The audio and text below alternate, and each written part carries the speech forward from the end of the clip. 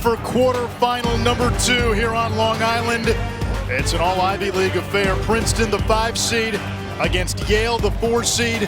The Tigers looking to get to championship weekend for the first time since 2004. The last 2 times Yale played a full season, they reached the national semifinals, winning a championship in 2018.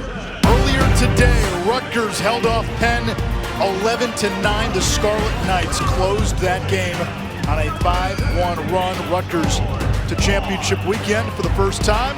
Will it be a Jersey sweep on Strong Island, or do we get to see Handsome Dan and Yale up in East Hartford in the national semifinals? Anish Rauf, Paul Carcaterra, one team to the semis. Rutgers, that's in the books. Yale, Princeton, a regular season rematch. And boy, the Yale attack. You did the game last week against St. Joe's. Unstoppable, 11 goals, 7 assists. Yeah, Matt Brandow is the veteran. He's played in championship weekend games in 2019. He's the proven entity. Leads the Ivy League in points per game. He does it with the right hand from a dodging and feeding perspective. But he's brought along these 2 youngsters. Leo the lefty, Leo Johnson, is another quarterback for the Yale Bulldogs. Exceptional dodging and passing ability. And Chris Lyons is the righty shooter. He can stretch it from the outside. He's got soft enough hands to finish in tight. This is a complete unit. This was a unit that accounted for 18 points in the round 1 win against St. Joe's. Brandow, 5 goals, 3 assists in the regular season against Princeton. For the Tigers, they spin it like few other teams. Surgical in their 6-on-6. Brown last week, 5 assists in round 1 against Boston University. The senior, you look at his maturation. He was a lefty goal scorer when he played with Michael Sowers. His assist totals as a senior, more than his entire career combined. He's been the established quarterback at 6'2", 200 pounds. He plays with pressure, and I think he's one of the most underrated players in college lacrosse. He is 1 goal shy of 100 for his career. One of 5 captains on an experienced Princeton team. We know about Yale's championship pedigree. 2018, they win a national title. 2019, they're in the championship game. 2020 season cut short. Nobody in the Ivies played in 2021. No surprise to see Yale back here, but it's the way they got back here. Andy Shea thought he would rely on his veterans, and it has been the emergence of young stars. You mentioned Leo Johnson and Chris Lyons, just to name a couple. And their defense has been kind of their question mark, right? They've been exposed the last month of the season, letting up 15 goals a game. This is a program that plays with toughness, plays with grit, and the defense has to be able to match the precision of the Princeton offense. Their best defense this year has been that Valkyrian ride, and that's going to be a challenge for Matt Madelon's Princeton Tigers. Yale can turn you over, but so can Princeton. The Tigers, 2nd nationally in caused turnovers per game, behind only the team that they beat last week, Boston University. They have George Bond, who is an eraser of defender. And this is a big story in this game. In the first matchup, Matt Brandow has the 5 goals, 3 assists. George Bond, 17 in black, was not on him. Today he is. And this is a matchup that we've all been waiting for. It is the 107th meeting all time between Princeton and Yale. Only the 2nd time they've met in the postseason. Tyler Sandoval wins the opening faceoff for the Tigers. They get to work quickly on offense, and it's Coulter Mackesy, the freshman, going top shelf.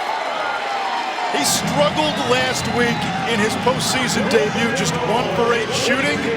Gets a good look off the Sandoval faceoff win, and it's 1-0 Tigers. You mentioned he struggled last week, but he's played awesome this season. Coulter Mackesy, when you watch late in the year, dominated the Yale game, and then into the Ivy League. He's always had an ability with a quick burst and a right-handed shot to make plays. In Princeton's lacrosse history, when you think of freshmen being impact players, only Michael Sowers, Ryan Boyle have scored more points, along with Kevin Lowe as well, than Coulter Mackesy. He's the 4th best scorer from a freshman perspective. Another face-off win. Here comes Princeton. Save Jared Paquette. Jake Stevens, the shot on goal. Paquette's clear. We get a whistle.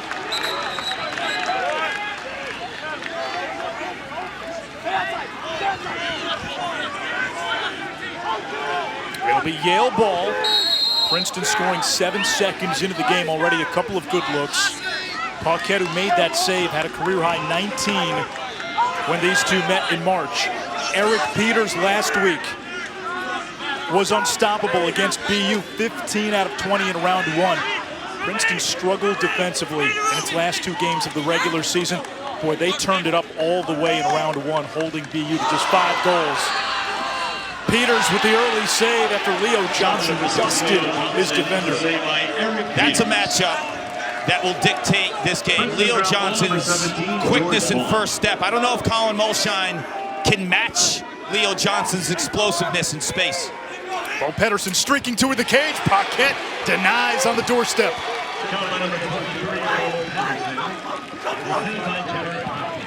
Jared Paquette, think about how he earned the starting job, beating out Jack Starr, who had been the netminder on 2 Yale teams that played on Memorial Day, including a championship team in 2018. Chris Lyons, a freshman, inserted into the starting lineup in Game 5, and he's had a hat trick in 8 of 12 games. Now Brandow, that's the matchup, 41-17, Brandow and Bond. Back to Brandow, 97 points on the season, tied for 3rd all-time at Yale. Thomas Bragg, he's got a hammer from the outside.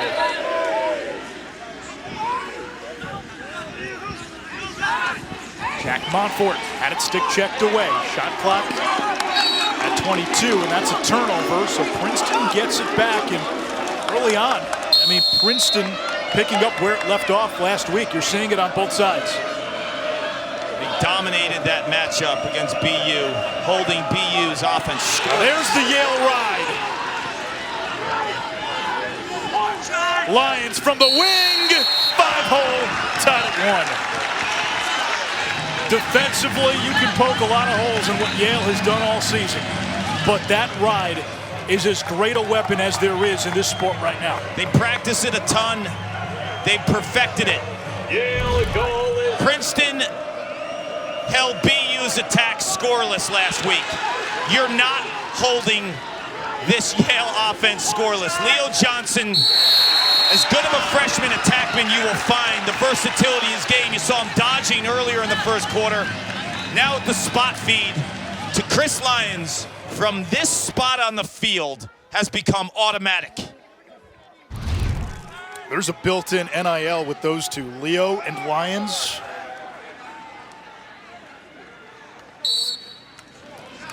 Sandoval won the majority of the draws the first time against Yale. Ramsey wins that one. The pass to Brandow out of bounds. A couple of turnovers now for Yale. And Bone will set up the clear. Here is the ride.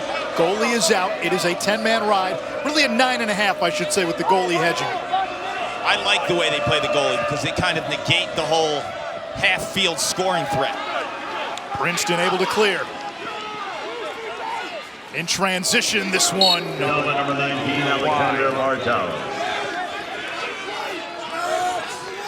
Alexander Vardaro took that shot. He had 4 goals in the first meeting against Yale. Part of that first midfield with Sam English and Christian Rondo. Vardaro having a breakout season, working on Patrick Hackler. He can shoot, 19 in black. Hackler knocks it away. He's a threat in transition, a converted offensive midi. Hackler, nobody picks him up, shoots and scores!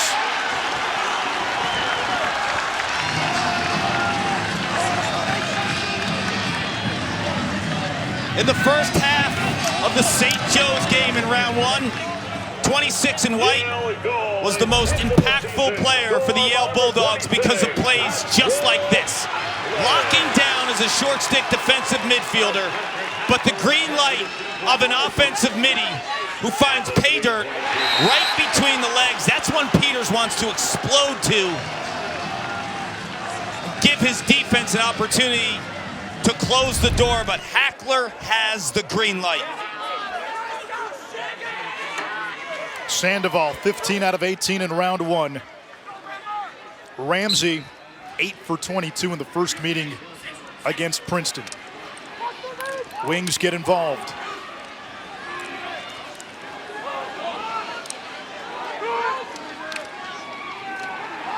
Now a 3-on-2 there for Yale. And Pace Billings vacuums. Princeton will set up its clear. You'll see Princeton rotate defensively. Expect George Bond to stay on most of the time. See a lot of 26, Cahal Roberts, the junior born in Dublin. Princeton turns it over, trying to clear. Lyons trying to pick up the grounder. Ben Finley all over him. And again, that's 2 now, but Yale is 1 back with the ride. Here comes Brian Tevlin, Yale's solo captain. On the run, whips it too high. Here's the matchup. Matt Brandow, 41 in white. George Bond, the eraser, 17 in black. You talked to Michael Sowers this week, the former Princeton Tiger great. What did he tell you about facing George Bond? Hardest matchup he's ever had. That's the most prolific scorer in Princeton history saying that. They battled in high school, they battled in practice at Princeton. He said he is so tough and relentless. Those guys would just go at it. Christian Kropp. Now Brad Sharp. Talented freshman, bounces one on the run. Number 13, Brad Sharp. Sharp has just taken his game to a next level down the stretch this season for Yale. You're looking at a future first-team All-American midfielder. He moves differently. He's got speed and balance. There's Sharp again on Billings, wins his matchup and scores. From Palos Verdes Estates, California, not exactly a lacrosse hotbed. Andy Shea was telling us they watched a lot of his high school film. He didn't face the best competition, but they saw the raw potential in Brad Sharp. Andy and I exchanged texts a couple of years ago when Brad Sharp was in high school. And I said his balance, to me, was off the charts. And the best players in the world have this type of balance. When you watch Lyle Thompson play, who plays for the PLL Cannons, when he is contacted, he doesn't lose his base. It's the same thing with Brad Sharp. You saw the defense extend to him. You saw the defense to play pressure and play physical. He didn't lose his lane. The last game was kind of low scoring. This one won't be. We found that out early. Already a furious pace. Yale has been the team in the Ivy really over the past decade. Princeton was that team for almost 2 decades, from the early 90s all the way through the early part of the 2000s. Bill Tierney won 6 titles with the Tigers. Turned a nothing program into a blue blood. Yale is the standard, a lot like Cornell was in the 70s and 80s behind Richie Moran. Now the league is off the charts in terms of the parity. Great look here by Verdaro. 6 Ivy League teams made the NCAA tournament, more than any other conference. Double the league that had the second most, the Big Ten. Aranda losing Eschbach, plays it up top. Mackesy, save Paquette. Rebound, Brown battling for it. Long Island Express congestion, and it's Aranda who comes away with it. New shot clock, it resets to 60 for Princeton. That's huge for Yale, not to be able to get the ball out of their zone off of a save from Paquette. When they're tired, they're vulnerable. Good look there by Vardaro. We saw it in the first meeting. We're seeing it a little bit today. Vardaro looks like he can get a shot against his matchup.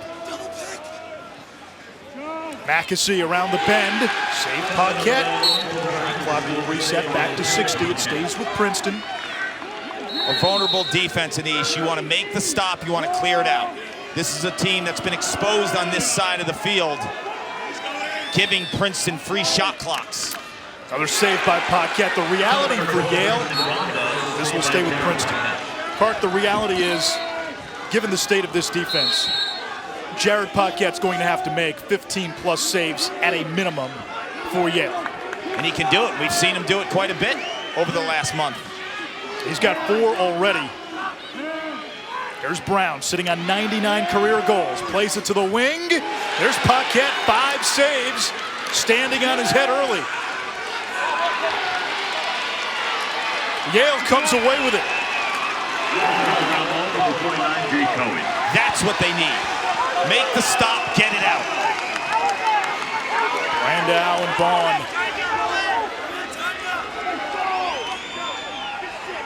Brandau, the only 2-time 50-goal scorer in Yale history. Ben Reeves never did it. Surprisingly, John Reese never did it. I think Chris Lyons is going to have a chance to do it later on in his career. Montfort swims past his man, looking to feed inside, and a turnover for Yale. And now, this becomes a pivotal part of the game. Princeton's already had 2 failed clears against this ride.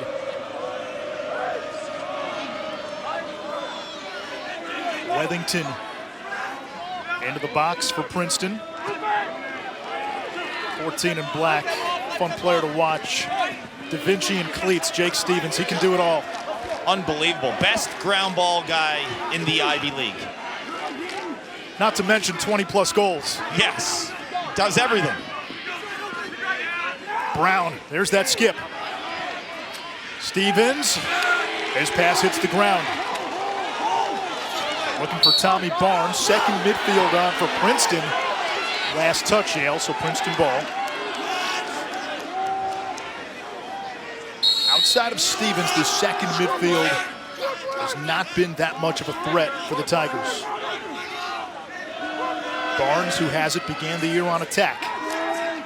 Great feed, shot, score. It's Stevens from Barnes. And it's 3-2.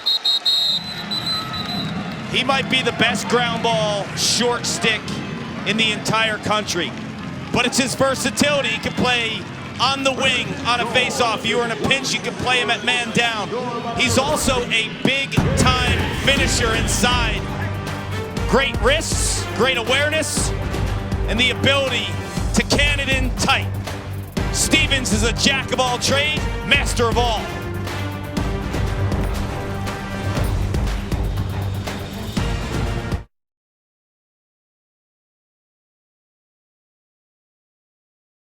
Want to manage COVID? Just Mask test.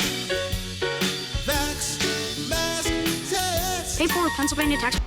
In round 1, Princeton's defense set the tone. Chris Brown had 5 assists. Alex Slusher, a hat trick. And the Tigers jumped out to a 4-0 start. Eric Peters, sensational in goal. They shackled BU 12-5. You did this game. Yale got everything it could handle from St. Joe's. St. Joe's showed you they belong with the big boys. They have some incredible lacrosse players who don't quit.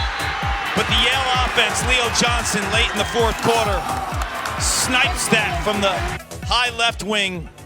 Andy Shea's got some young guys who have bright futures, to say the least. Andy Shea said after the St. Joe's game, one of the hardest games we have ever had to play, and an unlikely hero was backup face-off man James Ball, who in the 4th quarter went 4 for 6 against St. Joe's Zach Cole, statistically the top fogo in the land.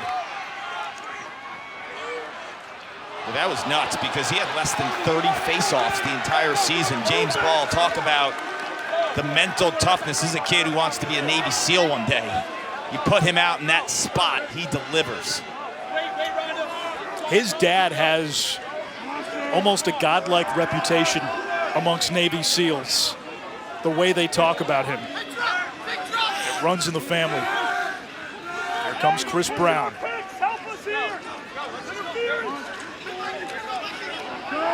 English, the Canadian, ran into traffic. It kicks back to Vardaro.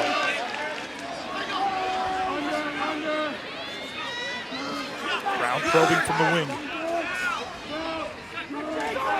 Brown wants his left. 6 in black, wants to test fake with the left hand. That's a good matchup on this end. We talked about Brandau and Vaughn. Brown against fake.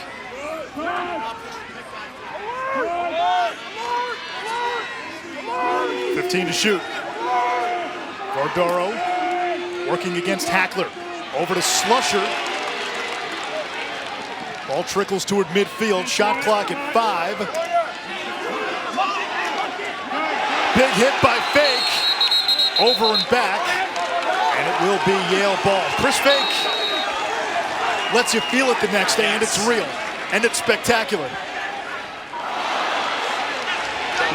Dan Finley comes up with it. Boy, there's a pace to this game, huh? Love it. It's 90 degrees. Chance here for Princeton in transition. Crimmins tied at 3.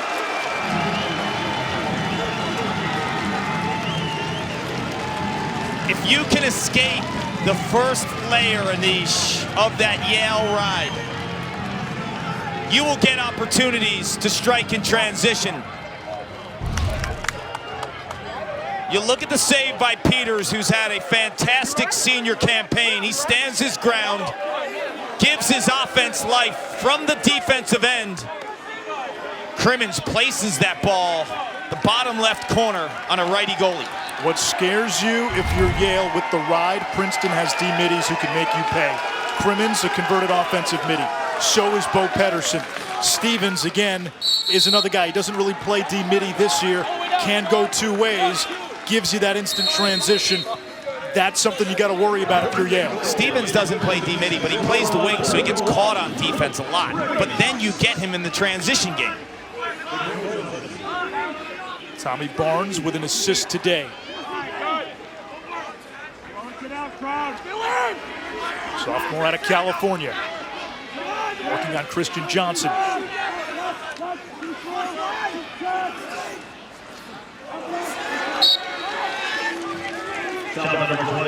Shot clock reset, that hit the pipe. Here comes Coulter Mackesy.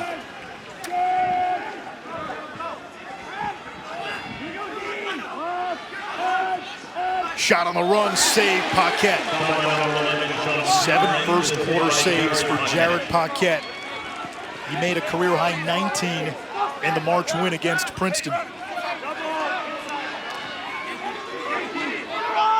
Standard ride by Princeton. Yale having some trouble. And another turnover by the Elis. That's 5. You got to catch that. Got to.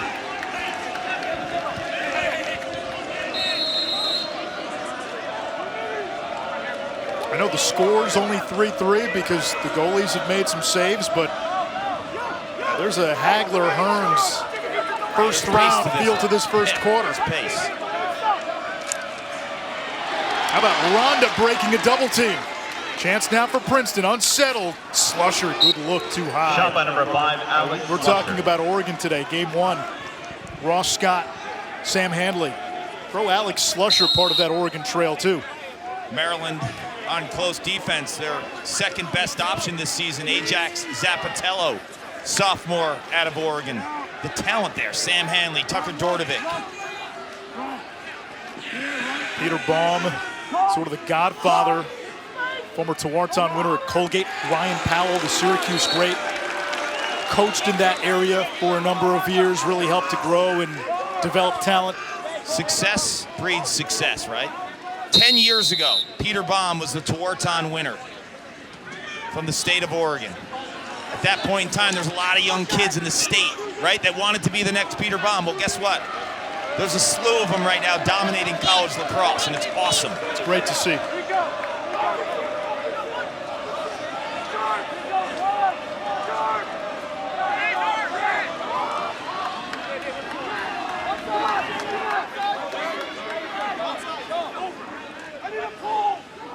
Atkinson running out of the box.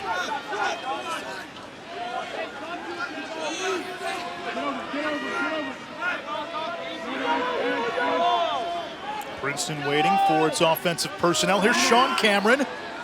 His brother Brian headed to championship weekend, an attackman for Rutgers. Big day for the Cameron family on Long Island. There's Chris Brown, fake, not yielding an inch. Brown's got to give it up.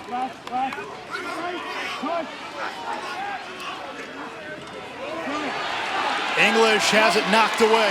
Tevlin does it all. He does. He's the motor, he's the lifeline, he's the single captain of Yale, and he makes plays like that. Heartbeat of the team.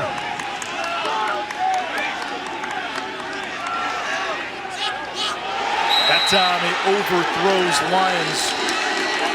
7 first quarter turnovers for Yale. A lot of them unforced. Yeah, the last 2, the blown clear, and then the transfer there. English to Billings on the doorstep, ducking underneath. It's Slusher.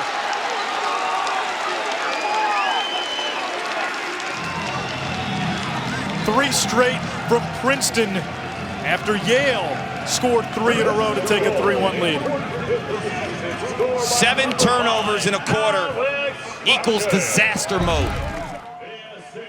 And if you give a team like Princeton, who can deal with precision, and we mentioned the state of Oregon, Alex Slusher is a right-handed goal scorer that is automatic in those spots.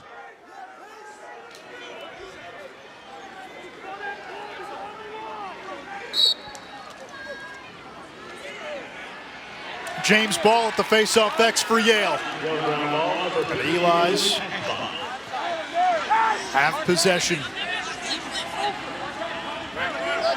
Ball staying out there with Sandoval, so 5-on-5 for Yale, and now they'll run off. If I'm Yale right now, I'm understanding that Matt Brandow has a big-time matchup. You have the luxury of having a second quarterback in Leo Johnson. I want 6 in white handling the ball as a quarterback. He can make plays as a dodger and a passer. Here comes Johnny Kibe. Now Lions from X. Thomas Bragg, he steps inside that white line. He's a threat. 30 seconds to go. I know you really like number 7, Kibe. Very smart, tremendous lacrosse IQ. Watching him on tape, I rarely see him make a mistake. He's always in the right spot, spacing-wise, too.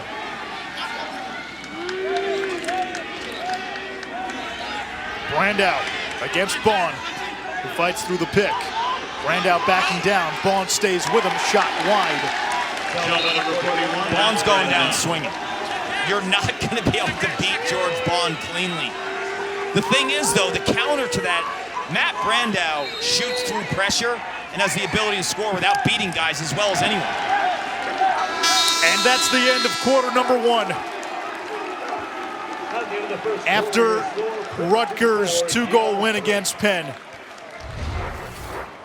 7 of the last 9 quarterfinal games have been decided by 1 or 2 goals. 6 have gone into OT. We have a 1-goal game 15 minutes in between these 2 Ivy League foes.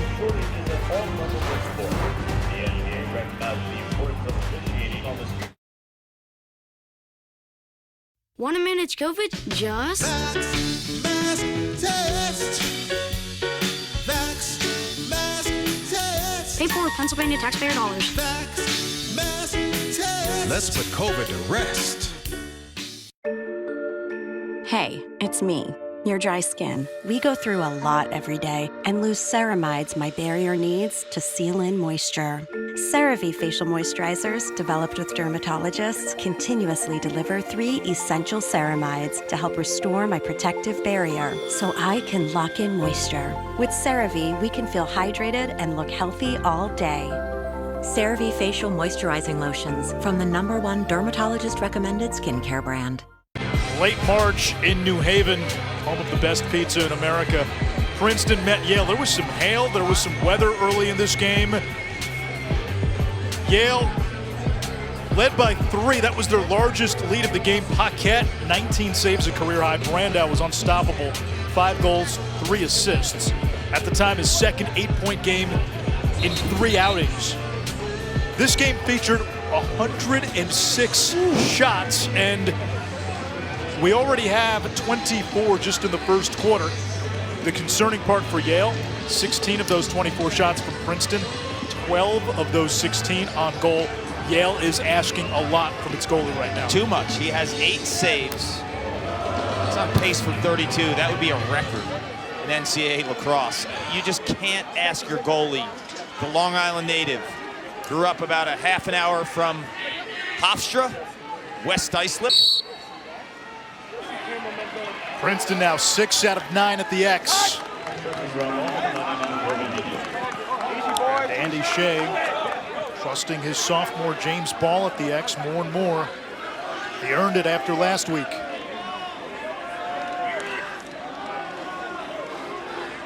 Kark, when you watch Princeton in these settled 6-on-6 sets, they're as good as anybody.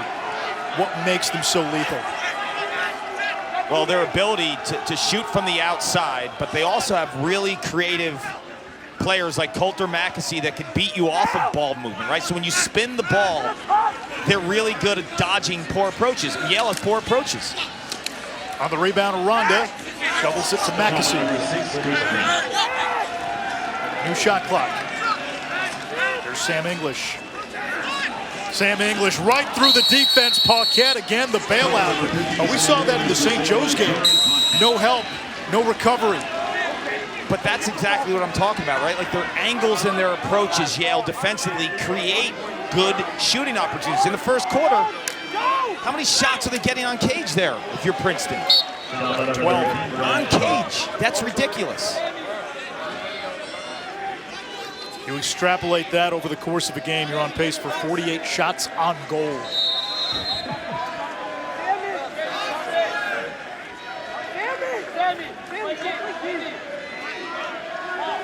Four 3, Princeton on top of Yale. Tigers last reached championship weekend in 2004. Ryan Boyle was on that team. Leo Johnson comes to Lions. Now that's Prop. Prop using the pick, top side. Off the mark, back up by Brandow, and here's our matchup again, Brandow and Vaughn, and so far, Brandow has been a non-factor. Timeout, Matt Madelon and Princeton. 13-17 to go, first half. Tigers lead by 1.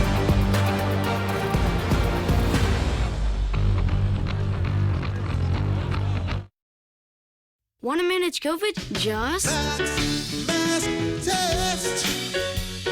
Vax mask test. pay for with Pennsylvania taxpayer dollars. Vax mask test. Let's put COVID to rest.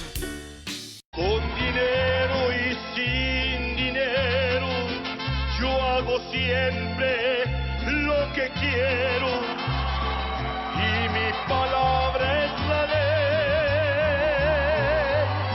No tengo trono ni reina, ni nadie que me comprenda, pero sigo siendo el Último Rey, premiere Tuesday, May 17th on Univision. The Princeton dynasty of the past was real. In 1992, it was Andy Moe who scored the winner against Syracuse for the first national title. 94, Kevin Lowe led the charge. 96, 97, 98, Hess, Hubbard, and Massey, amazing. And then Ryan Boyle was part of the last championship weekend appearance in 2004. It's been a drought as of late, but the Tigers are back. And Boyle had the game-winning assist in that 2001 title game against Syracuse. Boyle to Prager, B.J. Prager in overtime. Since Bill Tierney left, Princeton, up until this year, had only been to the NCAA tournament twice, and they had not won a playoff game in the post-Tierney era until last week. Yeah, the three-peat, 96, 97, 98. Hess, Hubbard, and Massey, for my money, the best attack of all time because how well they complemented each other. They were unbelievable, and unfortunately, I had to play against them. They had some greats come through. Now the early teams anchored in goal by Scott Bacigalupo. David Morrow, National Defender of the Year, wore the same number as George Bond, 17. Invented the titanium shaft as well, which changed the way defenders handled the ball because how light the stick became.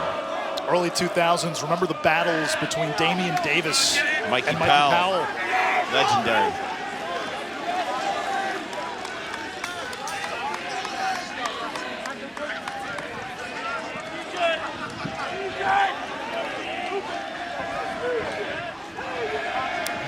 under Andy Shea was a team for much of the last decade, knocking at the door, got close, could never break through. And then when they broke through, they took Lacrosse by storm in 2018. I remember we were in New York for the Ivy League tournament. When Yale got off the bus, you, myself, and Quint did a collective whoa. Yes, they broke through physically, right? They just looked different. Christian Ronda, 3 goals in round 1. He's got 1 in the quarters. And a 2-goal lead for the Tigers. Paquette has been spectacular. Look at the Princeton faithful jumping up and down, knowing this opportunity with the recent drought. Paquette just doesn't look like he gets a read on this one, Anish. But Ronda shoots across his body to the far pipe, so Paquette is actually hedging the other side of the pipe. And Ronda, the sharpshooter, look at the torque too, the motion in his upper body, the snap and the hip movement allowed that shot to have a lot of mustard on it. He is one of a school record 7 20-goal scorers for Princeton. They get offense from a lot of places. Ramsey won the faceoff, stumbles down, lost the ball, and there is Stevens, a human Roomba. Slusher. This is how they spin it. Brown feeding the cutter. Cameron, he scores! 5 unanswered by Princeton.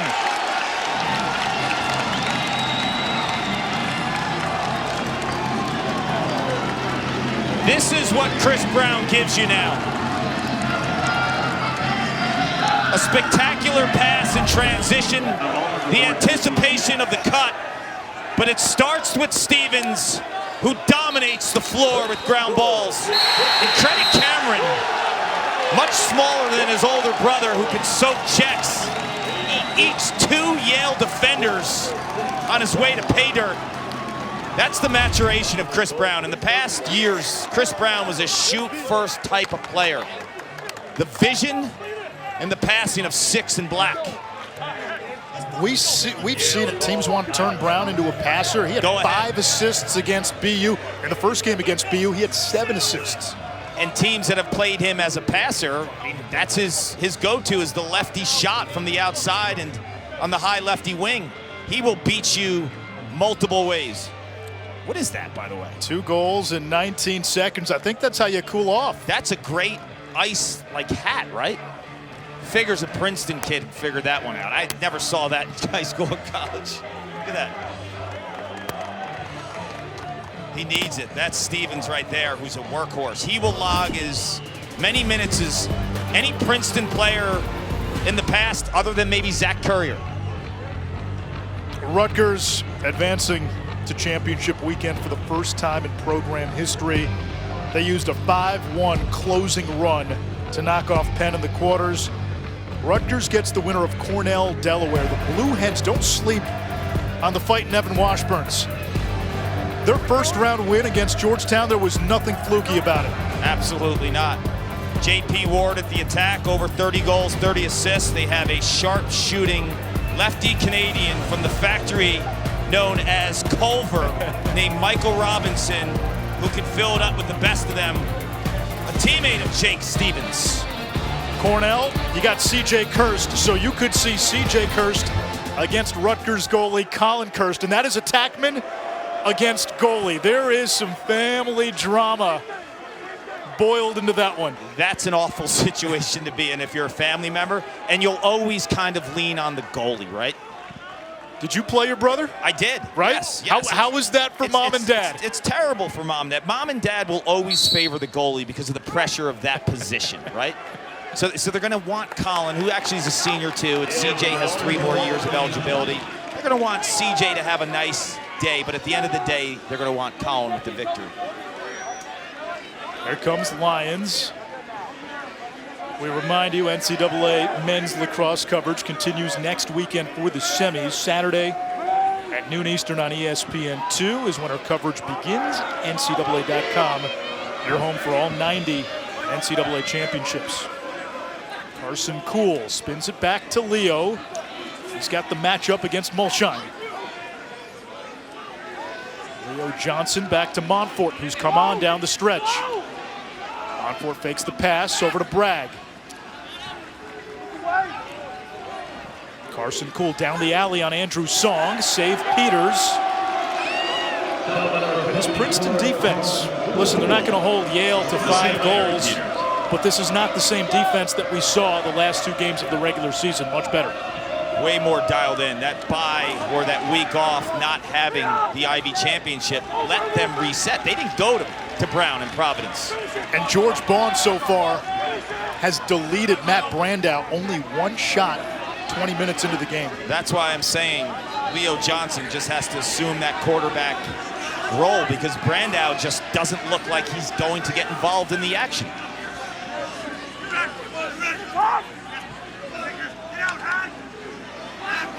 Sam English, right hand free, breaks through the double, save Paquette.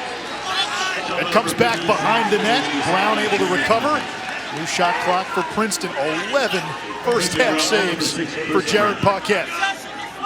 And English, 15 in black, just slices through the heart of the Yale defense again without a body being thrown. English has only had 1 game this year where he was held scoreless. It was against Yale. He's had a couple of good looks. Brown backing down Alexander. There's Mackesy. He's got a photon fast release. English, the crafty Canadian.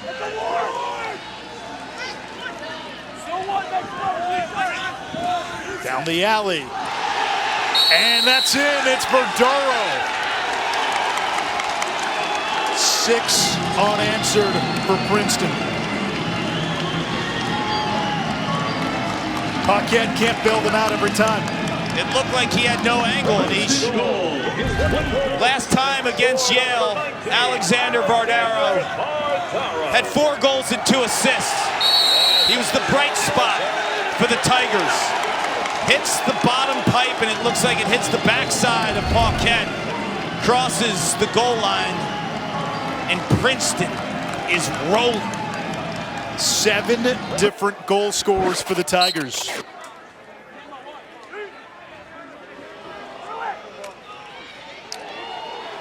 Ramsey able to win the clamp.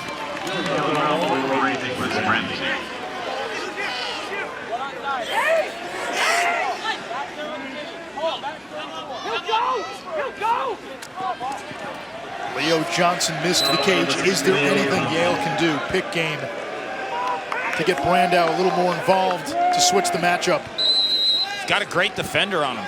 That's the bottom line. George Bond is an eraser. He leads the Ivy League and caused turnovers per game. Save Peters. The outlet to Wethington. That's how you beat a ride. Yale milling in retreat. Mackesy carries in. Princeton settles.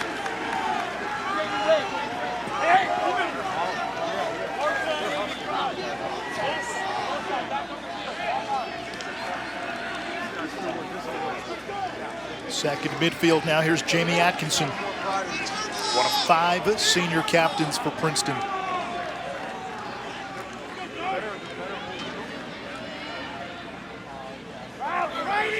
Stevens working on Johnson. Back to X, Mackesy. Checked by Michael Alexander. Rather Bryce DeMuth.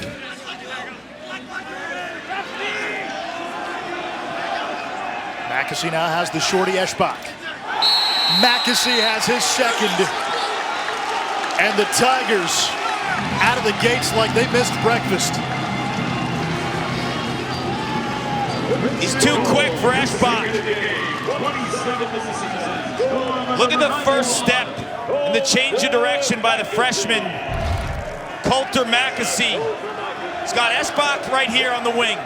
That change of direction is too much. The hips can't match the hips. In round 1, Mackesy was 1 for 8 shooting. and missed a few good looks. And they let him know about it during the week in film study. It's a freshman, but you're late in the season. You're not a freshman anymore. And they expect things out of him. Boy, has he answered the bell now in his second NCAA tournament game. He has. And the bottom line is he benefits from not having to be the guy, right? Chris Brown is the leader of this unit. Slusher, 5 in black, is an established college lacrosse player. You put Coulter Mackesy in this spot, and he's flourished. And Matt Madelon said give a lot of credit to Brown and Slusher for bringing him along. Vardaro whips it. Shot clock reset. That will be raised to the post.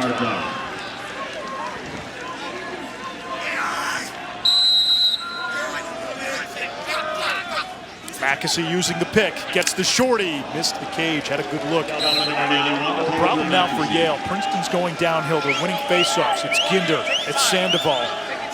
You don't have TD Erlin anymore. And you've turned the ball over a lot too. Maybe not in this last onslaught of goals by the Tigers, but you had a position to separate your lead in the first quarter if you didn't turn it over so much. 7 first quarter turnovers, 9 for the game. Ronda cranks. There's another save. That might have got a piece of the crossbar as well. Closest to the ball when it goes out. Awarded possession on a shot. And that resets the shot clock to 60. You just get a sense the longer Yale has to play defense, you're creating more time for something to go wrong.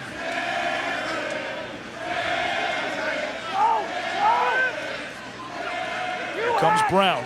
They had to drop into a zone here. Do you like the move? You almost have to out of desperation. You're not able to play man against them. English thought about it. Step down Vardaro, save Paquette. On the rebound, Ronda off the pipe. And Paquette able to come up with it. His pass over the head of Hackler, who keeps it in bounds. Zone tells me you believe in Paquette, right? He had 10 saves in the first quarter. You see the stare down with Vardaro when he was, I don't know, 12 yards. Paquette wins it. Paquette's got 14. He's on pace to break the single-game NCAA tournament record of 30 by Steve Kavovit. 1991. Maryland visiting Brown. First round of the playoffs. He was unbelievable in that matchup against a Brown team that had Darren Lowe and Andy Towers and Oliver Marty. Oliver Marty shares the NCAA single-game tournament record for goals, 9. Here comes Lyons against Finley. Lyons stings the corner through the contact.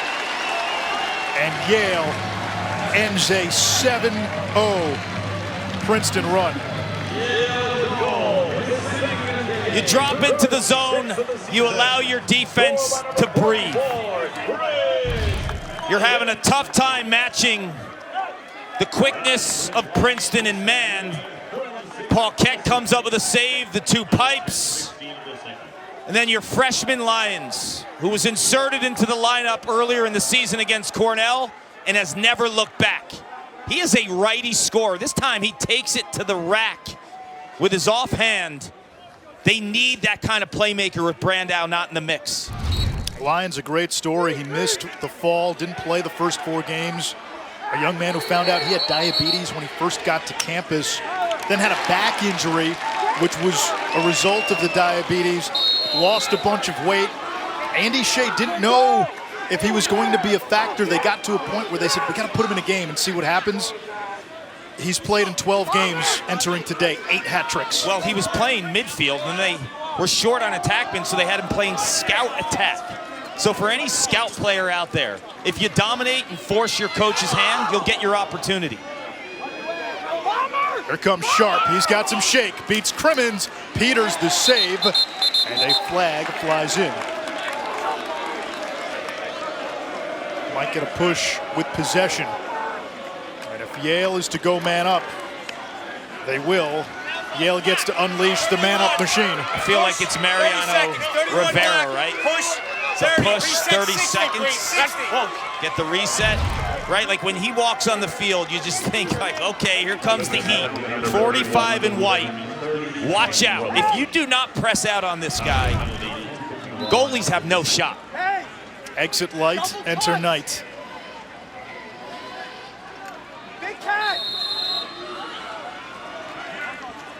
Here's Bragg. Leads the nation with 13 man-up goals, 45 in white. Brandau, that shot blocked. Ball on the ground, Kaib couldn't scoop it up. It came back to Peters, Bragg whiffs. Lyons has it knocked loose, Princeton in transition. Luca Lazaretto, 7 in black, the hustle. And Princeton able to kill off that penalty. Yale's man up, connecting at 50% entering this quarterfinal. Shot block that Brandau took, and then the missed ground ball by Bragg. 2 unfortunate opportunities wasted. The winner of this game will face either Maryland or Virginia in the semifinals next week. Stay in zone. Maryland, the #1 seed and undefeated. Virginia, the 2-time defending champion, trying to three-peat, something Princeton last did from 96 to 98. Brown over to Vardaro. Here comes English. He's been able to get some good looks beating his man. Vardaro, another save by Paquette. 15 in the opening half with 2.5 minutes to go. So the zone seems to be the right call right now. Now, will Princeton get adjusted and into the flow of their zone offense possession after possession? I expect them to make some tweaks. Krupp! Little penthouse provolone from Christian Krupp. It's 8-5.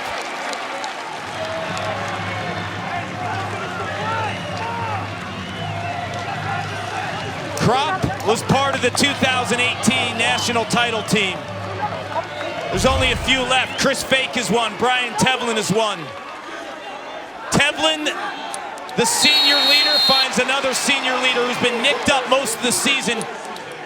Andy Shea has a certain affiliation with guys who've been around the program. He believes in Christian Krupp because he knows he can make those type of plays. He's a big, strong, powerful, right-handed midfielder who can let it fly. He battled a hamstring injury for much of the season. But Andy Shea trusting his veteran, as you said. 2 goals in the span of 2 minutes and 20 seconds, and it started with the shift to zone defensively. Now Leo Johnson. Look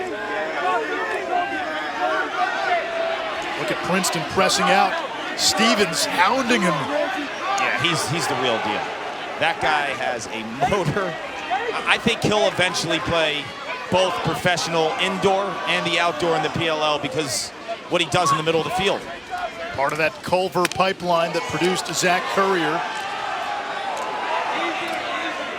Good defense there by Cahal Roberts.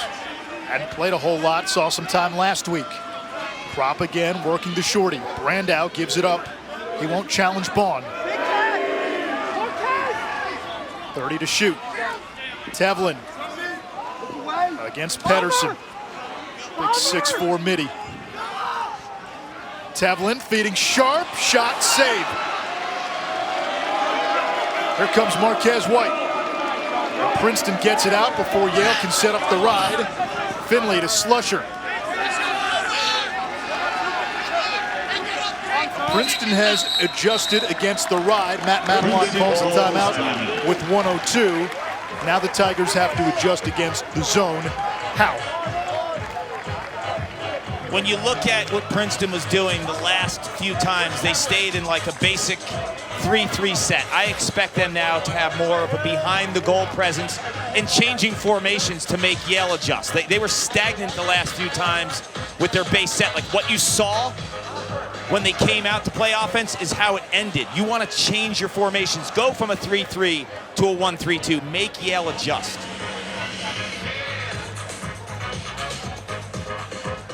Halftime coming up in Yeah, about 62 seconds, could be longer. Yale still has a timeout. We will preview the quarterfinal games tomorrow in Columbus. Chris Cotter, Ryan Boyle, Katie George on the call. And then we will break down the Tewaaraton finalists down to 5. A little surprisingly, Matt Brandow was not on that list. You know, he did everything he needed to this season statistically.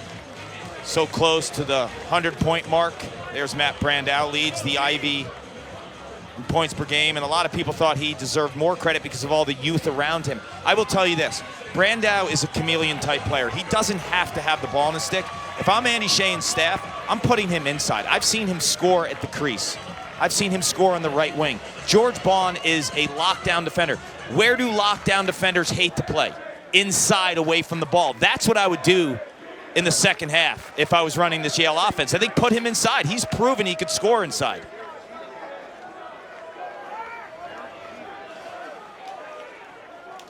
.102 to go, Princeton ball. The shot clock does not matter. The Tigers down 3-1, used a 7-0 run to grab an 8-3 lead. Yale then responded with 2 goals in about 2:30.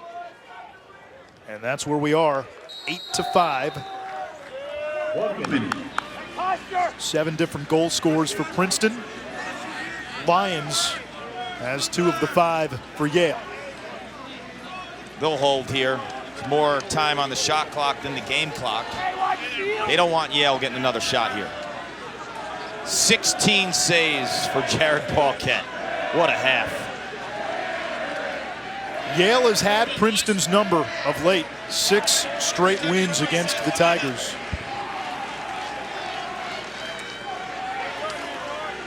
When do you go? I like to get my first shot around 15. It gives you another opportunity to go again. Princeton starts to move it. Slusher to Brown. Comes back to Brown. 10 seconds. The pass to Ronda. Low to high. English from the wing. See, when you attack that late, now you have 4 seconds for your second opportunity. When you attack and you're shooting around 15, got a real shot. Brown to Verdaro. Can't catch it clean. And half number 1 comes to an end. This postseason has been a rebirth for Princeton. First NCAA tournament berth in a decade. Last week they hosted a playoff game for the first time since 2010. They won a playoff game a week ago for the first time since '09. Now 30 minutes from championship weekend for the first time since 2004.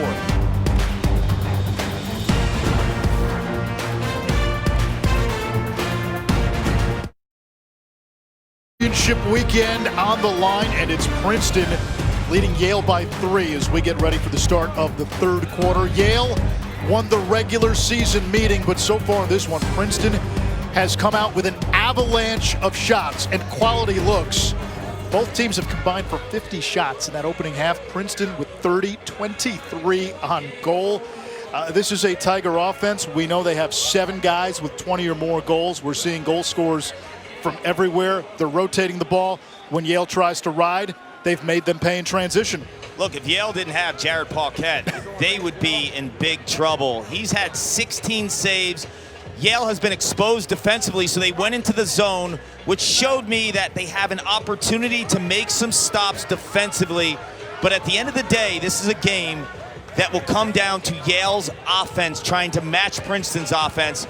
And freshmen Chris Lyons and Leo Johnson have to play huge because Matt Brandow right now is being bottled up. Yale jumped out to a 3-1 lead. Princeton scored 7 unanswered to go up 8-3. And the reason Princeton isn't up by more, it's Jared Paquette. He is on pace to break the single-game NCAA tournament record for saves. Yeah, the singles record is 30 by Steve Cavett in 1991 for Maryland against Brown.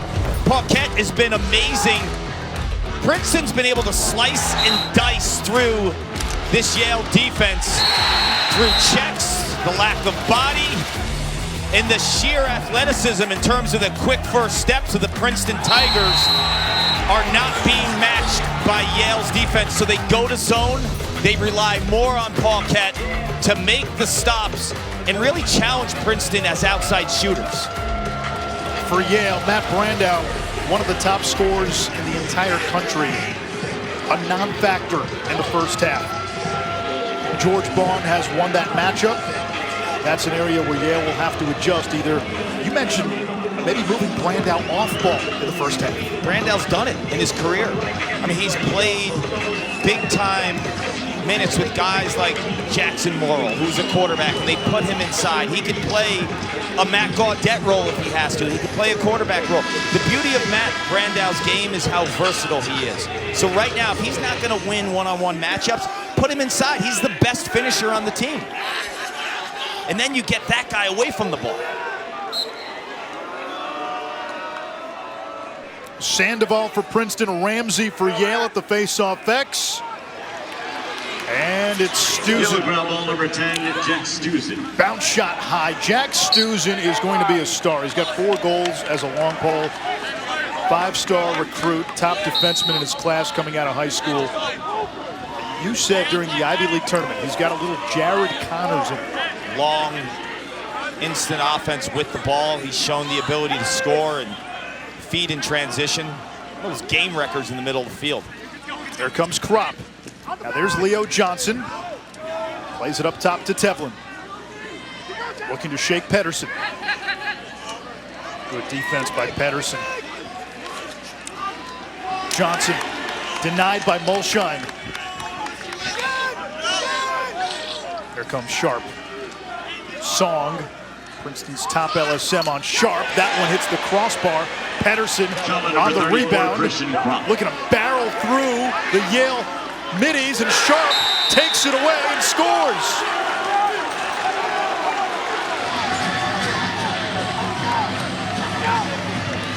A freshman out of California. We told you he's going to be a star. He's a star already. Bo Pedersen on this clear, I think, relies too much on his strength, his brute force, and ability to win a physical matchup. Brad Sharp, the freshman, stands him up. Straight up, Pedersen is a beast physically, and this is the freshman's goal from start to finish. He wins the physical matchup, and he delivers the blow. As much as the statistics tell you a story that Princeton should be dominating by more, scoreboard tells you it's a 2-goal game. Sandoval flips it. Princeton gains possession. Here comes Stevens. Over to Brown. Working inside. Yale's defense coming out with some purpose. And now Brown working on fake. Anytime a player comes from behind the cage into that goal line extended area near the net, Yale calls that Yorktown, and Chris Fake is the mayor, and welcome to Yorktown hurts. Yeah, it's a drill they use to deny players goal line extended and above, and he owns it. Makasi to Runda. Princeton gets it right back. 2 high school teammates from the Brunswick School in Connecticut hooking up, and Coulter Makasi has been absolutely brilliant in this matchup. We've seen his scoring ability. This time he goes to the rack, splits the double, and then sees another white shirt in front of him, knowing the next layer of that defense will be a player standing ready to rip. And Christian Ronda, that's what 12 in black Ronda does.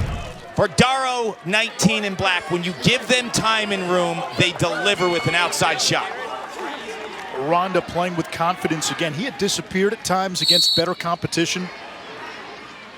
In the Ivy in the regular season, just 4 for 22, but 2 goals today after a round 1 hat trick. Oken retrieves this near the sideline. Yale's had too many unforced errors. That was James Ball again. He's shown you the ability the last 2 weeks. What he did against Zach Cole, and what he's doing in these spots to get these reps. Now remember, Ball was the #2 face-off man coming out of high school. There's pedigree there.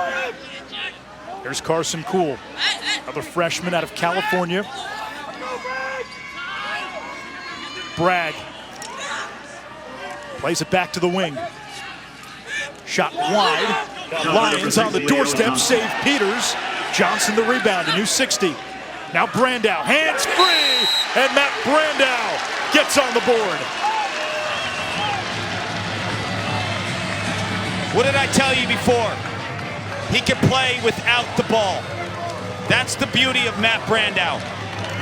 Continue to play him inside, and he will capitalize on those very same scenarios.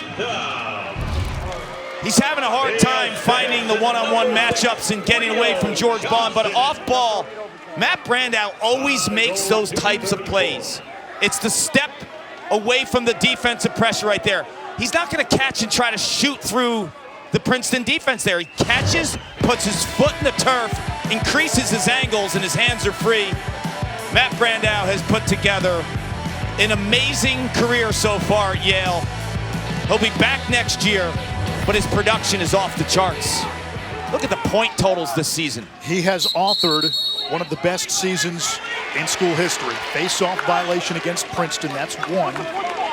3 in this half, and Yale will go man up on every successive violation. Tevlin.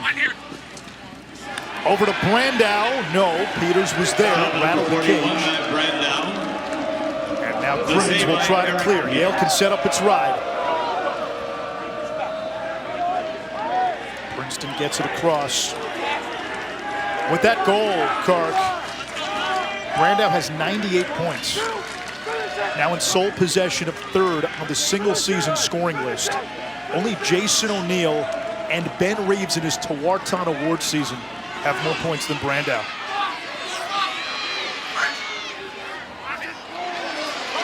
Another turnover by Princeton. Stuzen off the ground. Princeton now riding. Stuzen hits the deck. Loose ball, Eschbach. Turbines out of trouble over to Christian Johnson. Johnson all the way, and a good look. Missed it wide. Lions the backup, and Johnson's helmet came off. Official timeout. He got rocked. I think George Bond. Yeah, that wasn't welcome to Yorktown. That was welcome to Strong Island. Well, I told you before when I talked to Sowers, George Bond is relentless. Like, he will fight you. Look at that. Yikes. That's been the difference in the game. When a Yale offensive player comes down the middle, you're seeing that kind of ferocious approach. We see Yale do that to other teams regularly. It's not often you see someone else do that to Yale. George Bond is a beast, an absolute beast. Brandow up top to Lions. Kropp's got a goal today against White. Save Peters, snatches it out of thin air. Ahead to Lazaretto, junior from Illinois. 9 saves for Peters.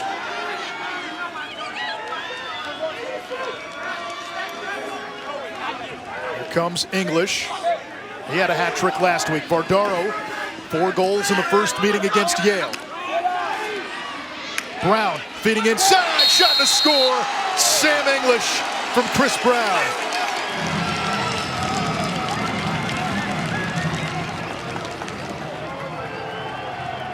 It's been a long time since those fans have celebrated with a trip to championship weekend. 5th-year senior George Bond, he knows, boom, hit the turf.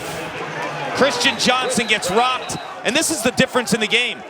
When a Yale shooter lets it go, they get rocked by a guy like George Bond. Princeton standing up after they score.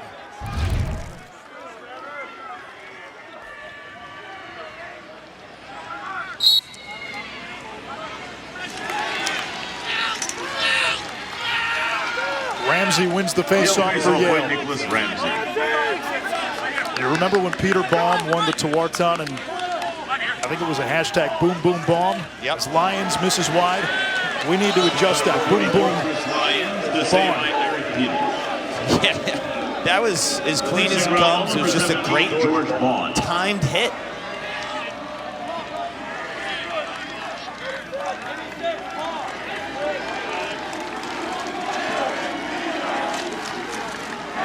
You hear the Princeton faithful screaming Eric Peters, their goalie.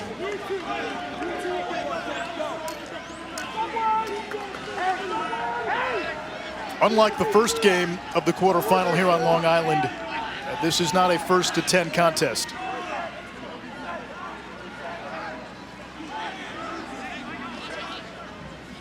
Here comes Brown. Teams have been playing him as a passer, and he has been surgical, dissecting defenses. That time Yale collapses on the ball carrier. Loose ball. DeMuth for Yale, battling for it. It trickles out in front. Brown's going to retrieve this. Shot clock at 15. Tommy Barnes. Missing the cage. 9 to shoot. Tommy Barnes.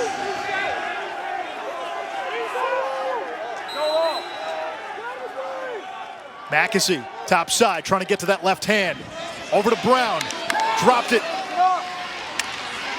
Yale's got it. Would have been a shot clock violation. Stuzen to push. He's got Hackler. Overthrew him. This one rolling. It dies near the sideline. But last touch, Princeton. Yale ball. You feel when Yale makes a stop defensively, they're not able to get it out of their zone. And then the turnovers after, right? Like that could have been another turnover. We haven't seen the crisp passing, especially to fuel that transition offense. Tevlin against Crimmins. And a Yale turnover. There's been too much of that for Yale. Disaster mode. How many unforced turnovers? Like basic exchanges. That is a disaster. At least 4 or 5. Because now you have a tired defense that's been exposed the last month of the season that doesn't have confidence, and you're asking them to make another stop. Yale turns this one over. To your point, over the last 7 games, Yale is giving up 15 goals per game. In the last 2 games, not counting today, opponents are shooting 37% and putting almost 70% of their shots on goal. There's a Princeton Tiger down. On the defensive side, it looks like Mulshine might be cramps. He's grabbing that hamstring area.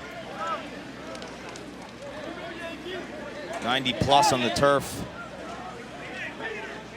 Hasn't been a warm spring either. Like this is the first like scorching hot day that either of these teams played. Yeah, we were talking to coaches about that, and a lot of them mentioned that this season has not offered many opportunities to play in hot weather.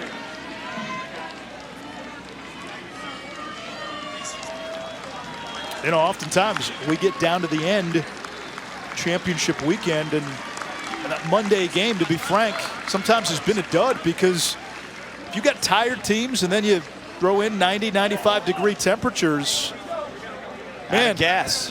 You're out of gas. I've always thought, big picture, he's got the right idea. Howard Stern in the building. I always King thought, of all media. the biggest game of the season is the national championship, right? 2 teams standing, and they play on 2 days rest. During the season when teams play in conference, the break between games is a week. What are we doing? What do you want to do?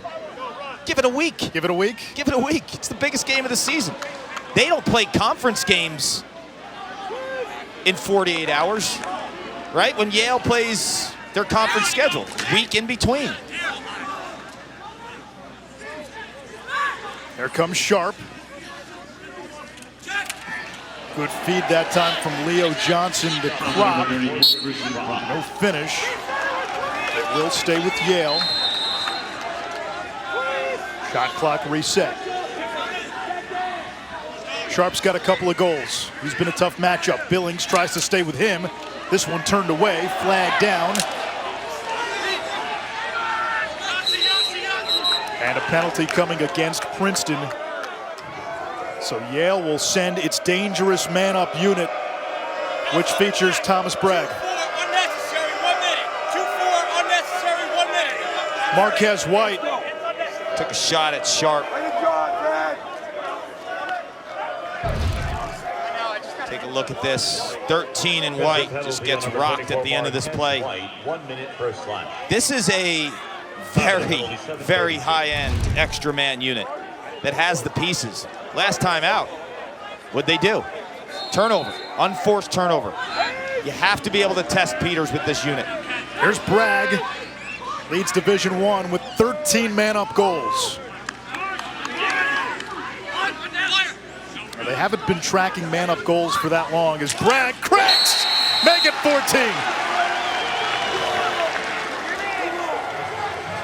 A man-up machine.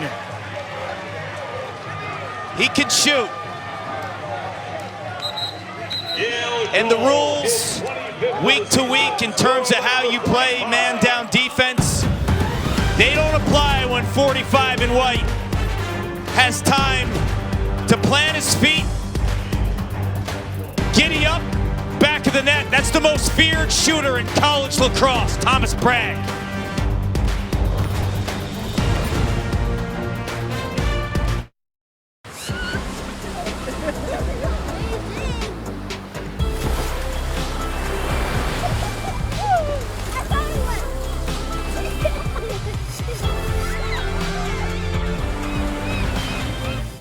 Want to manage COVID? Just Mask test. Vax mask test. pay for with Pennsylvania taxpayer dollars. Vax mask test. Let's put COVID to rest. Thomas Bragg's 14th man-up goal of the season has pulled Yale back to within 2. Kark, you were calling it out before it happened in the booth. Yeah, look, you're going to be exposed when you're man down on skip pass. We're going to freeze it here. When he's the next man in the rotation, when he's adjacent, you have to send someone up to shade. If he is the next man in the ball rotation and he has time to set his feet, turn and rake, man. It's over. Game, set, match. They've been keeping track of man-up goals since 2010. And Dylan Donahue from Syracuse has the single season record, which is within reach. That's 16. Bragg now at 14. You know, it's so hard. When you're man down, you're always going to be exposed to diagonal passes, Anish, in two ways. But when Brandow has the ball and he's the next man in the rotation, defensively, you have to treat him differently. You have to shade him. Ramsey wins the face-off and throws it away. I think that's the second time he's done that today. You know, I had an opportunity this week to talk to some youth lacrosse players. Kept it pretty simple. I said to them, the more you master the most basic skill, catching and throwing, the better you will be. Yale, in big spots in this game, has not been able to catch and throw. We've seen blown catches on clears. We've seen blown transfers, easy passes. Now, the only thing Princeton has not really been able to pull away. It's still a 2-goal game, even though it feels like Princeton has outplayed Yale for the majority of this contest.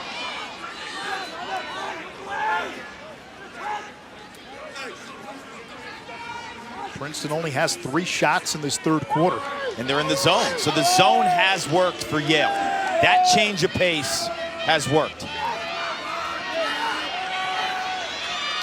Oken fell down. Mackesy had one hit the crossbar. 6:08 to go in the third. He's got some guts, right? He's not afraid to pull it. We've seen a lot of young guys on this field. Lyons and Johnson from Yale. Mackesy, freshman. Vardaro eyes up, snakes around the crease. English on the far wing. Demuth keeps him in check. Vardaro against Oken again. Gets free, hands free, and he scores. Watch the roll here. The roll is timed beautifully for 2 reasons. It allows Vardaro to step away from the pressure and not get bodied by Oken, but it also allows him to free up his hands. Right there, he rolls. Once he feels Oken pushing near his shoulders, it's gonzo right there. That's the timing of the roll. You feel the pressure, that's when you react.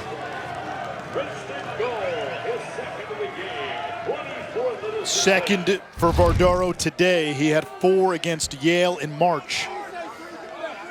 Kobe Ginder to take this face-off against Ramsey. Ginder wins it clean, plays it back. Here's Stevens.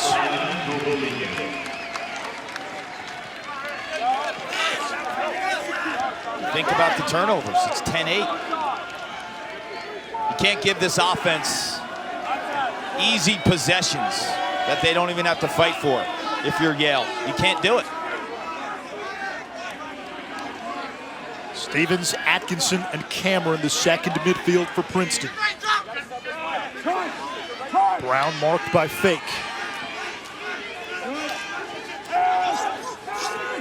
Mackesy feeding Atkinson. Shot no. Mackesy gets it back off the scramble. Shot clock reset. Another rebound. A new 60 for Princeton. Yale's defense has to dig in again. Here comes Slusher. Alexander falls down. Brown from X. Snakes around the cage. It's not there.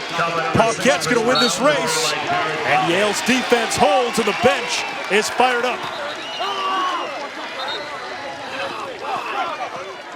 Come on!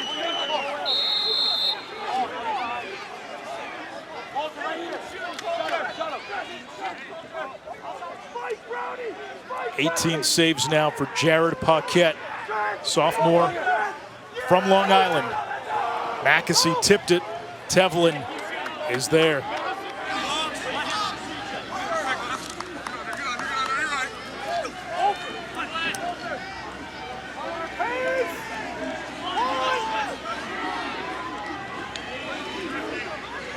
Max Krebsky, the freshman, brings Yale back within two, his fourth of the season, and it's 11-9. Krebsky with ice in his veins. Someone tap these young guys, be like, this is a big spot you're in, Max. He doesn't care. He goes right after the short stick matchup with speed and velocity with the right hand on the run. That's what it's all about. We saw it in the first game, right, with Chris Kinnett from Penn. Big spots, no problem for these young guys. 5 of the 9 Yale goals have come from freshmen.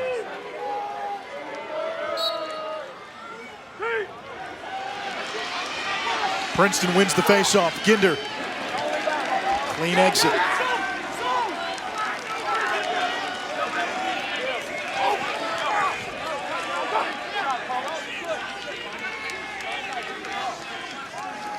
Princeton had that 7-0 run to go up 8-3. That was their largest lead of the game. Yale has been hanging around, though. Down 2, down 3 since then. Mackesy's got 2 goals today. Check by DeMuth.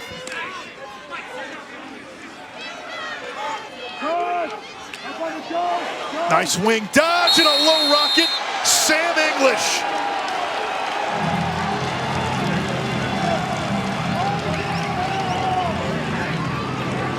He's so great at creating space, isn't he? It's unbelievable. He came to Princeton in year 1. He was a short stick defensive midfielder. Where's he from? I've said it a lot today. Canada. Canada and Culver. Just knows the position and the ability to create offense. His passing's been on display so much this season with 17 assists heading into today's contest. But his ability to get underneath the defense and let this one fly. Look at the shot. The placement on the righty goalie. Sam English, man. You think about Sam English, you think about Jake Stevens. These guys do it all. Sandoval wins the clamp.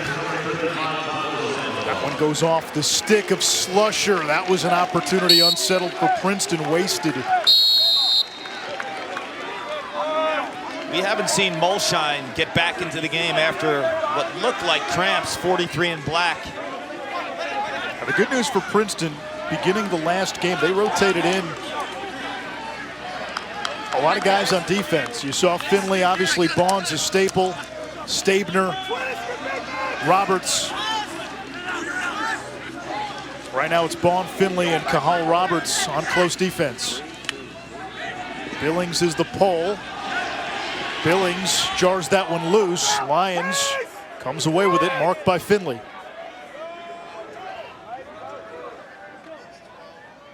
Devlin drives down the alley.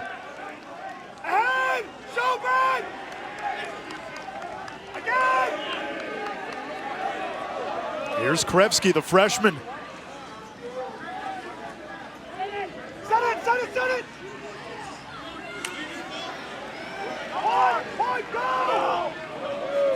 15 to shoot. Devlin working on Crimmins. Over to Brandow, had a good look. That's his look when he goes from X and he drifts. When the ball gets exchanged from behind the cage, Brandow normally is money in that spot. Less than 2 minutes to go in the third. The last 2 full seasons that Yale competed in, they reached championship weekend. They have been the standard of late in the Ivy.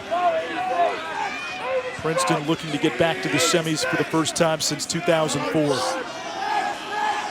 Under the great Bill Tierney, Ryan Boyle was on that team.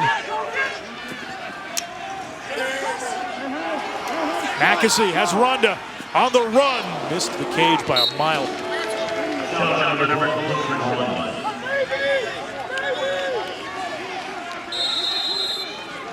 44 to shoot. Less than 120 to go in the third.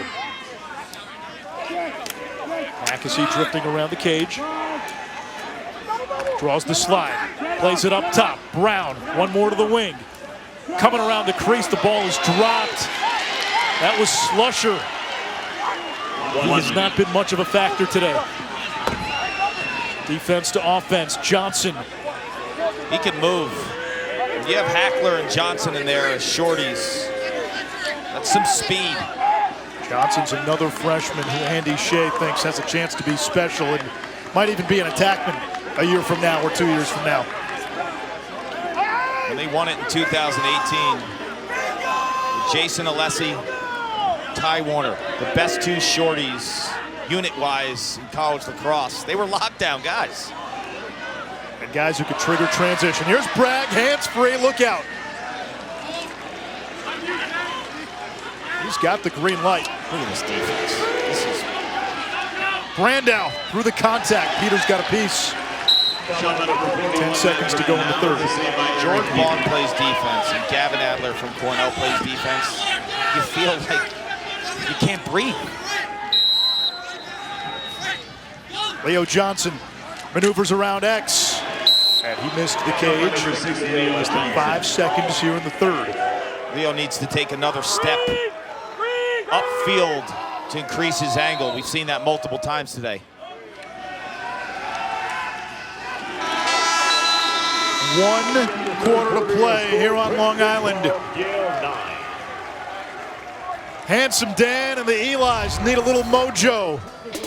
There's a charging Tiger of Rebellion 15 minutes away from championship weekend. We go to stanza number 4 in Hempstead after this.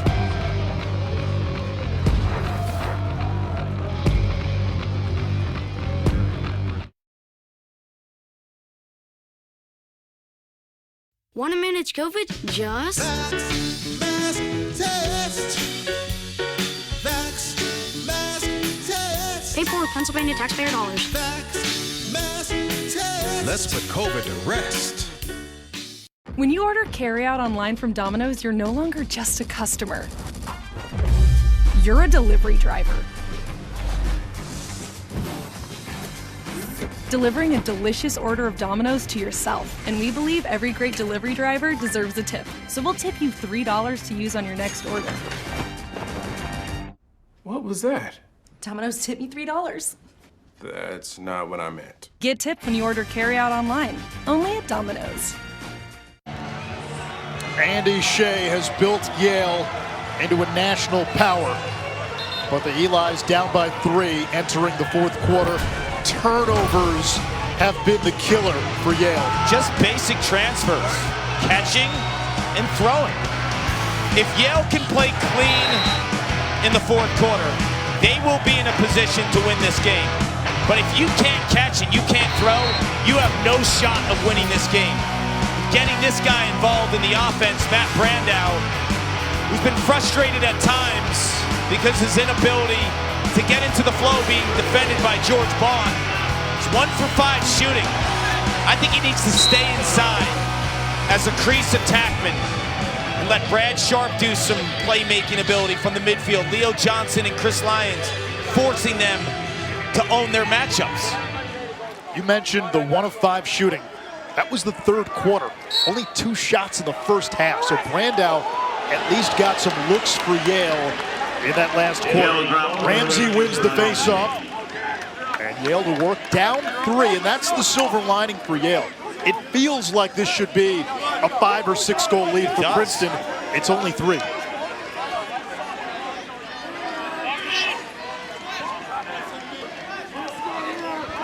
Brian Tevlin, Yale's solo captain. He was on that 2018 championship team, as was Christian Kropp. Barging down the alley, plays it back to Lyons. Finley marks him. Alley dodge from Sharp, who pinwheels back around. Almost another unforced error there. Tevlin against Pedersen, draws the flag. Easy call for the officials. Johnson spins away from Roberts. And now Yale can unleash that vaunted man-up unit.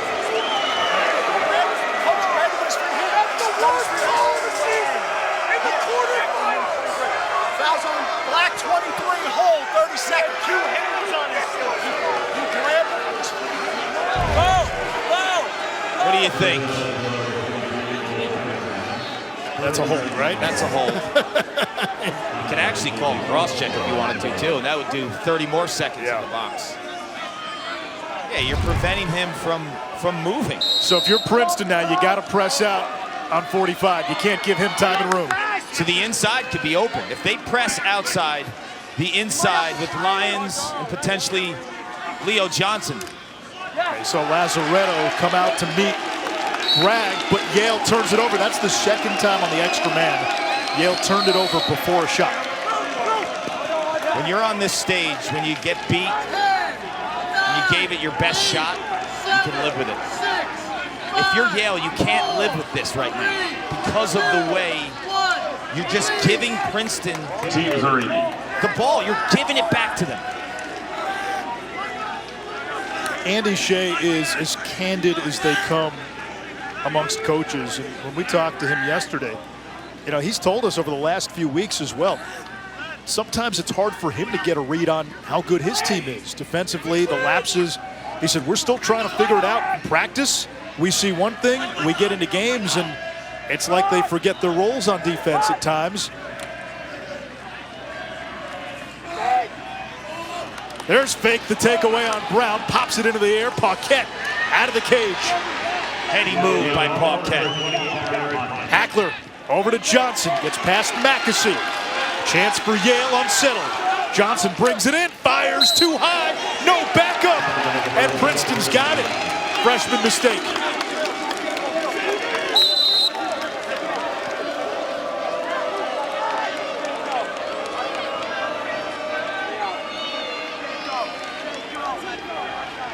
English all the way up into the box.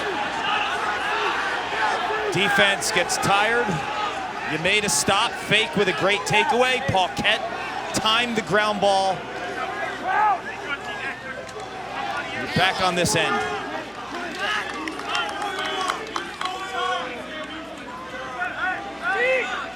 And now the minutes and seconds start to get precious. 40 shots apiece. Cameron. Here comes Brown feeding inside. Stevens, no. Still plenty of time to shoot. Brown going to work on Montfort. Looking for English. It trickles to Paquette instead. We're talking a lot about the Yale turnovers, but if you're Princeton, if Yale's giving you this game, when are you going to close it out? We saw a little bit of that last week too, the BU game. That final score, 12-5, there were times late in that game where BU was still hanging around, and Quint and I said, this feels like it should be a larger margin for Princeton, but it never quite turned into that kind of runaway. The winner of this game will have to play its best game of the season next week. Maryland or Virginia await. Kaib, turned away by Pedersen. 25 to shoot. Krevsky, easy save for Peters.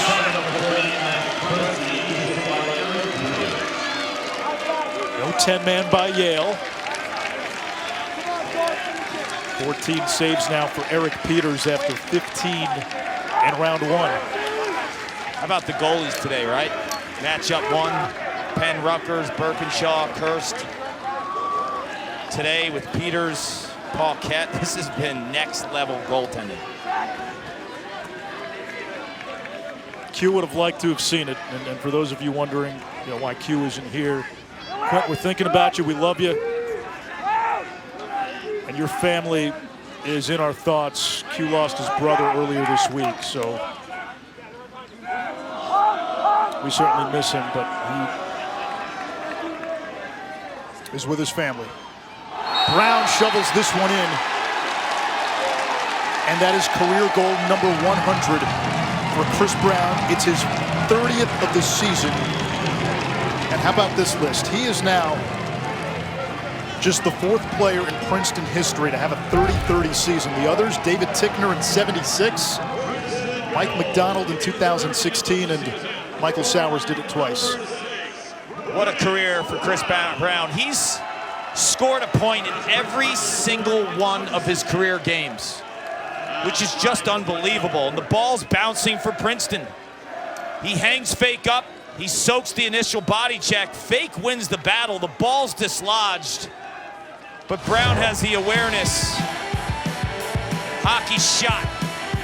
Get it in. Fairfield, Connecticut. He's a first-team All-Ivy for a reason. And the development of his game. Early in his career, playing alongside with Michael Sowers. He was the lefty finisher, but his production has been off the charts. 50-point scorer as a freshman. I mean, he has delivered in big spots for the Princeton Tigers. Yale now backs against its wall. Down 4, 9.5 to go in the season. A trip to championship weekend on the line. Sharp swings it over to Kropp. Logan Solberg out of the box, seldom used. Hot day, depth being tested now. Shot clock reset, Yale will keep it.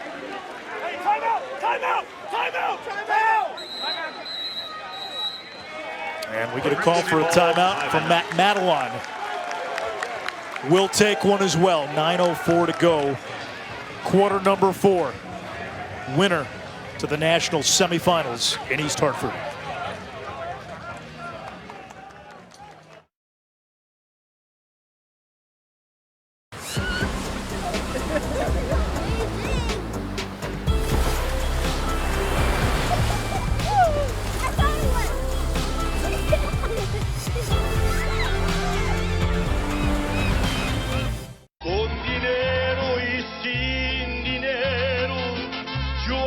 Siempre lo que quiero y mi palabra es la ley.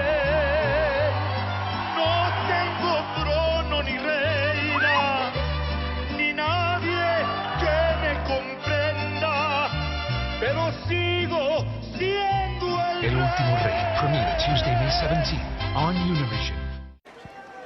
Execute, communicate, keep it simple, and keep it hard, all right? Let's go. Shot ready on offense. We're passing up good shots. Be aggressive, all right, boys? Hey, let's split. Let's get our systems down. Let's go 2 huddle. Everything you got. Let's go. Also, has there really been that many controversial calls in this game? Be aggressive. The words from Matt Madelon. They know what Yale is capable of. They're not going to sit on a lead. And if you're in the Ivy League and you've dealt with Yale over the years, The challenge for your team is beat Yale at being Yale, right? I mean, that is the reality of all this. Yale has elevated the bar in the Ivy League. But credit Princeton. And when you think about the last 3 years, what this program's been through, answering the bell in this moment's unbelievable. Less than 9 minutes to go. Here comes Sharp. The freshman's got 2 today.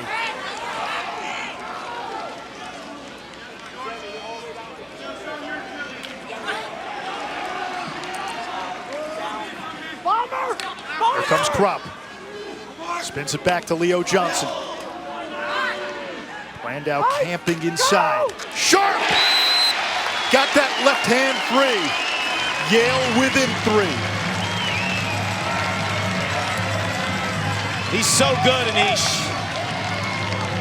13 in white is just a freshman, and we've seen plays in a variety of ways that check every box.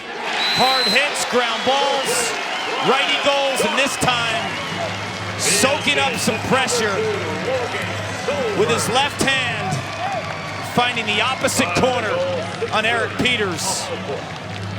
He's been a bright spot for Yale. A hat trick today for Brad Sharp. Andy Shea, frustrated the last 2 years, not really having lacrosse. Yale went 22 months between games. They had to add 2 new assistants after 2019. Most of the roster withdrew from school last spring to preserve an extra year of eligibility.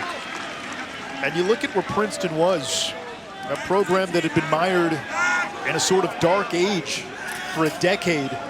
2020, right before COVID hit and the season went away, they were number 3 in the country. They had Michael Sowers. 2021 comes around, there's no Ivy League lacrosse. Sowers transfers to Duke. You didn't have a season last year. Vardaro shot saved by Paquette.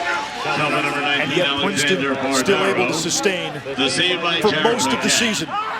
They were in the top 5 in the polls. They looked to be a 2 or 3 seed in this tournament up until losing the last 2 games of the regular season. It's well said. 2020, Michael Sowers was playing on a different level. The synergy he had with offensive coordinator Jim Mitchell. When I did the the Princeton-Virginia game, Virginia was the defending national champs.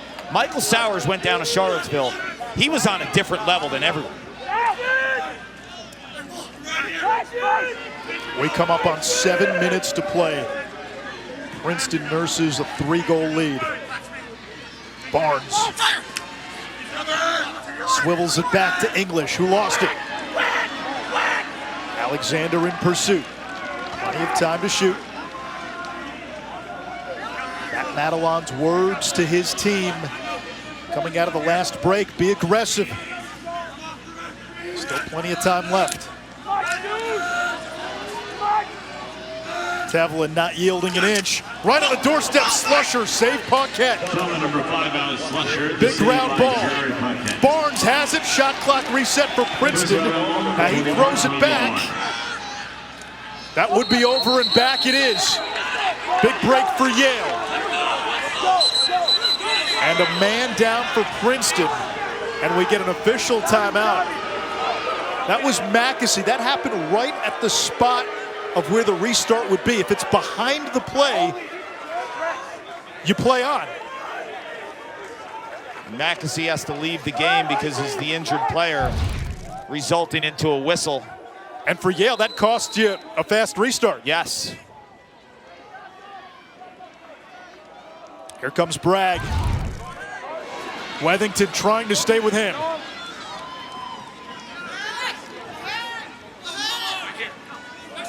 Kravsky has it go off his cross. You mentioned it, Kark. Simple as catching and throwing. That's been an issue for Yale today. Lions against Stabner. Save Peters. Rebound loose. Comes back to Yale. New 60. Bragg against Andrew Song. He jars it loose. Song off the carpet. Shovels it ahead to Finley. Princeton running. Andrew Song, another Senior captain, 1 of 5. That was as good of a play as you can get as a defender. Making the play yourself, but then the transfer upfield to give your offense an opportunity to take away some clock.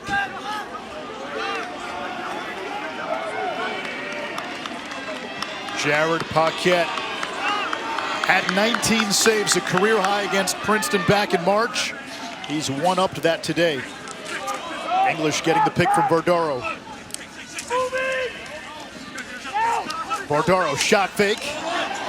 Knocked loose. Yale's defense finally playing with some purpose. Vardaro gets it back. Yale has the backup. You know how many times we've seen today where Paquette makes a great save or Yale makes a stop and they just can't get it out on that initial stop? We remind you, UCLA and Loyola Marymount softball will begin on ESPN News if you're looking for that. 4.5 to go. Johnny Kaib.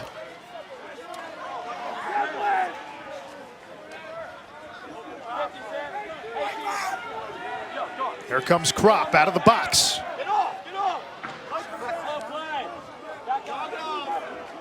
Rutgers beat Penn earlier today. The Scarlet Knights will make their first trip to championship weekend. They'll get the winner of Cornell, Delaware tomorrow. The winner of this game gets the Maryland, Virginia winner in East Hartford. Here's Kaib. Can't get the shot off, flag down.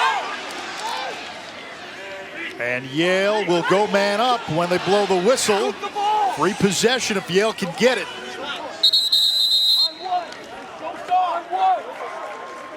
Yale 1 for 3 with the extra man.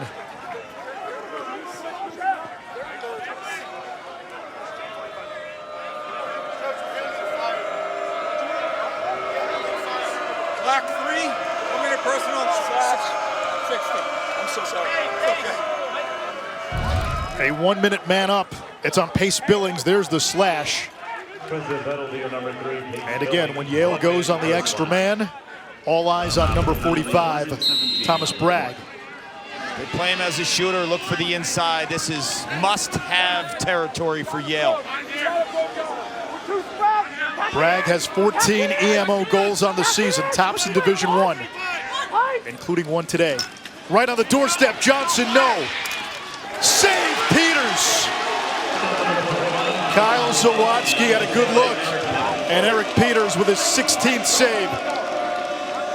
And now can Princeton clear? Rolling, it stays in bounds. Fake, shovels it. Demuth. Remember, this was a minute man up, so Yale still has the man advantage for another 15 seconds. Stuzen, save Peters. He had Hackler running in front. With Paquette's performance, take a second to give props to Eric Peters.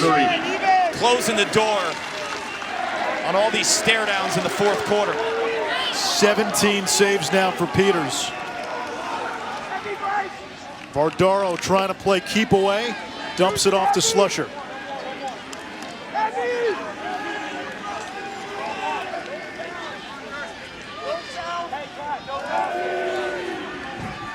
Peters, another big game stopper. Stuzen with a yard sale, helicoptered it out of the hands of Slusher. Stuzen's gas though, he just ran up and down twice. He'll find the box. Now Tevlin, an endless motor. Montfort. Less than 2 minutes to go. George Bond in the passing lane. Here comes Princeton, and they will milk some clock. The Tigers a little more than 90 seconds away from getting back to championship weekend. It's been a minute. It's been 18 seasons.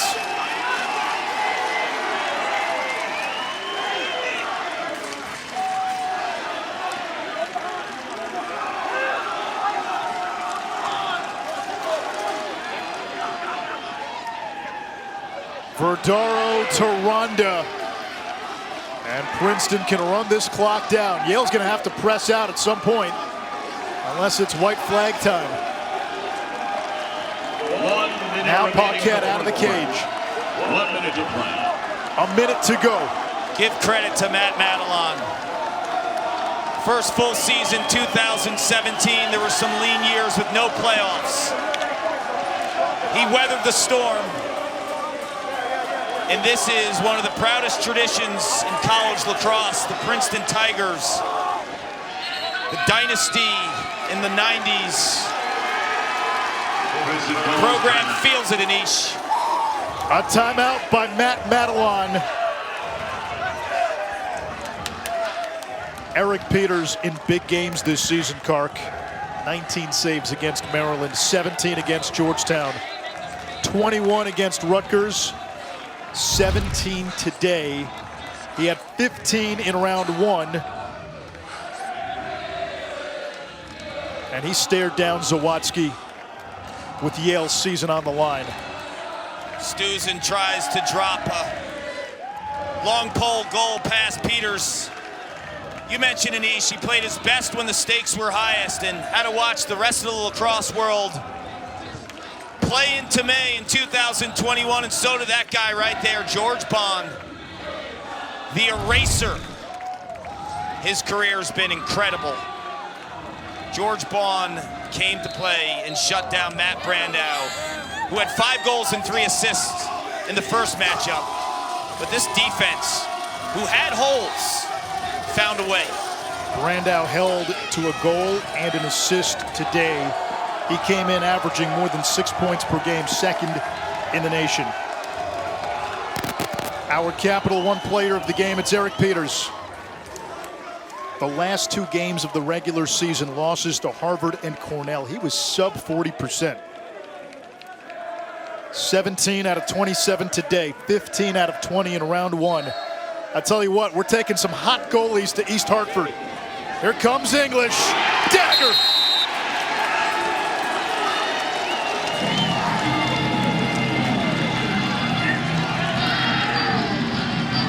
The speed of Sam English Princeton goal is on display. You'll see it 30th of the season. Score by number 50. next week on championship weekend.